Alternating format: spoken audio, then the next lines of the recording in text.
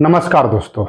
अपने बिहार में जो है एक नेता है, ज़्यादातर जो है अपने बयान से ही विवाद में रहते हैं। कभी कभी ऐसा लगता है कि वह नेता जो बोलते हैं सामने से बिल्कुल सत्य बोलते हैं, क्योंकि उनके बात से जो है दो प्रकार के लोग जो है सोचते होंगे।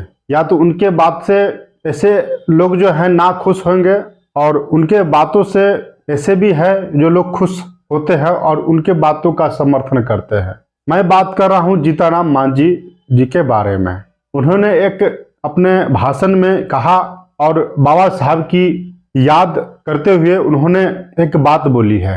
पहले उनकी बात सुनिए। आया है मखदूमपुर से जीते तो भूरिया राजपूत कहे कि हम तुमको जिताया है। इमामगंज से गए जीतने के लिए तो कोयरी कुर्मी कहे कि हम तुमको जिताते हैं। हरजन गया भाड़ में। उन लोगों का वोट का कोई महत्व नहीं। इसीलिए अम्बेडकर साहब ने कहा था कि सेपरेट इलेक्टोरल दोगे। जैसे एमएलसी हैं सिन्हा साहब देख रहे हैं, ग्रेजुएट कंस्टिट्यूंसी होता है एमएलसी का, तो ग्रेजुएट ही कैंडिडेट होता है और ग्रेजुएट ही वोटर होता है। और उनको एमएलए में भी अलग वोटर लिस्ट बनता है उनके लिए। और ग्रेजुएट के साथ साथ टीचर भी होते हैं, टीचर ये लोग भी हैं।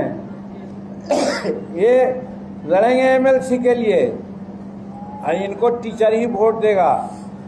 तो क्या गलत बाबा भीमराव अम्बेडकर ने कहा था कि शेड्यूल कास्ट के लिए अलग होगा, शेड्यूल कास्ट का वोट शेड्यूल कास्ट ही देगा।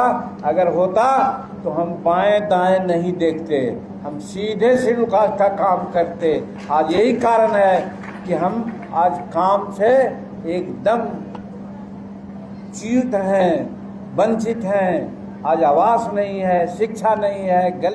और ये जीतनराम मांझी जी हैं, बिल्कुल सत्य बोल रहे हैं।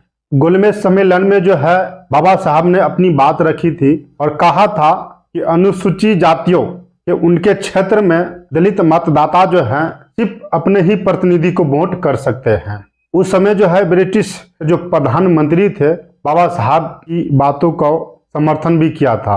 ब्रिटिश के प्रधानमंत्री जो है मन्यूनल अवार्ड की घोषणा की। उसके तहत जो है दलित लोगों को अधिकार भी मिल गया था कि अपना वोट अलग से कर सकता है। लेकिन इस बात से बिल्कुल नाखुश थे महात्मा गांधी जी।